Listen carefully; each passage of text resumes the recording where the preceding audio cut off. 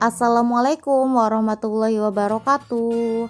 Pada pertemuan IPA kali ini kita akan masuk bab 2 pertemuan 1.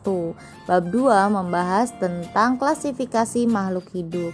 Adapun materi yang akan kita bahas pada pertemuan kali ini yakni ciri-ciri makhluk hidup. Gimana sih cirinya makhluk hidup? Bedanya apa sih sama benda mati? Nah, sekarang kita akan bahas satu persatu untuk ciri makhluk hidup.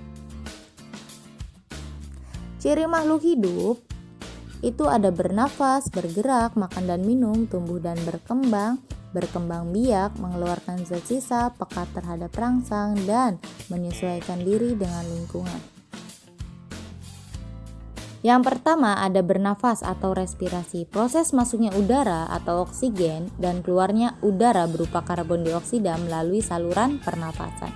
Adapun reaksi kimianya itu ada C6H12O6 berupa gula dalam tubuh ditambah oksigen yang masuk, hasilnya berupa air, karbon dioksida, dan energi. Silakan kamu catat untuk reaksi kimianya gitu.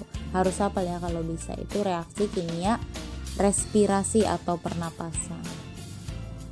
Bahwasanya kalau O2 berarti oksigen, kalau CO2 itu karbon dioksida gitu. Jadi setiap bernafas itu pasti mengeluarkan karbon dioksida. Nah, selanjutnya makan dan minum diperlukan untuk memperoleh energi untuk mengganti sel-sel yang rusak. Makhluk hidup dibagi jadi 2 tuh. Ada yang disebut autotrof, bisa membuat makanan sendiri, contohnya tumbuhan. Dan heterotrof yang tidak bisa membuat makanan sendiri, contoh hewan atau manusia. Nah, kalau tadi tumbuhan bisa membuat makan sendiri, prosesnya disebut fotosintesis ya. Jadi membuat makan sendiri dibantu oleh matahari, karbon dioksida, dan air. Hasilnya apa? Berupa glukosa dan oksigen. Silakan catat untuk reaksi kimianya. Selanjutnya ada sumber energi dari makanan, ada karbohidrat, itu sumber energi utama ya, contoh nasi, kentang, roti, tepung, mie, dan lain-lain, pokoknya yang bikin kenyang. Lalu ada protein, fungsi untuk pertumbuhan dan perbaikan sel-sel tubuh, contoh tempe, tahu, telur, daging, ikan, susu. Nah, kalau lemak itu melarutkan vitamin dan melindungi alat-alat tubuh dan penahan rasa lapar. Contoh daging, susu, keju, mentega, lemak, dan lain-lain. Untuk vitamin hanya diperlukan sedikit. Nah, berperan untuk pengatur zat dalam tubuh, contoh buah dan sayur. Kalau mineral sama sedikit membantu menjaga kesehatan otot, contoh kalsium, magnesium, dan lain-lain. Bergerak, kamu dapat berlari, berenang, bergerak karena ada sistem gerak. Kalau di manusia dan hewan itu ada tulang dan otot. Untuk tumbuh dan berkembang, tumbuh adalah perubahan ukuran organisme karena bertambahnya sel-sel dalam tubuh. Contoh, kamu bertambah tinggi semakin bertambahnya umur kamu. Nah, untuk di hewan juga mengalami pertumbuhan, contoh pada kupu-kupu. Itu ada telur, ulat, kepompong, kupu-kupu. Beda kalau manusia kan tetep ya orangnya. Kalau kupu-kupu kan beda ya bentuk-bentuknya.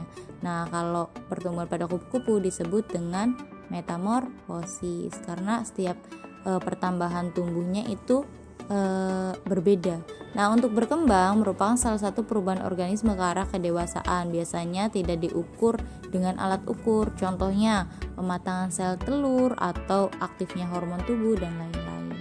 Selanjutnya, ciri makhluk hidup ada berkembang biak atau bereproduksi. Berkembang biak merupakan kemampuan makhluk hidup untuk memperoleh keturunan agar tujuan tidak punah nih untuk spesiesnya. Contoh, kamu lahir dari orang tua yaitu ayah dan ibu. Ayah ibu kamu juga lahir dari orang tuanya disebut dengan kakek dan nenek. Nah, ciri lain makhluk hidup itu ada peka terhadap rangsang. Peka terhadap rangsang atau iritabilitas adalah kemampuan di mana makhluk hidup dapat bereaksi terhadap suatu rangsangan baik dari tubuh makhluk hidup itu sendiri atau dari lingkungan. Contoh, matamu disorot lampu yang sangat terang, maka kamu akan spontan tuh menutup mata. Atau contoh, putri malu disentuh itu langsung menutup.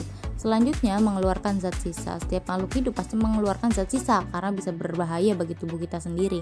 Contoh, alat ekskresi atau alat pengeluaran zat sisa itu ada paru-paru, kulit, ginjal, hati. Adapun ada anus, berfungsi untuk defektasi atau pembuangan kotoran tubuh.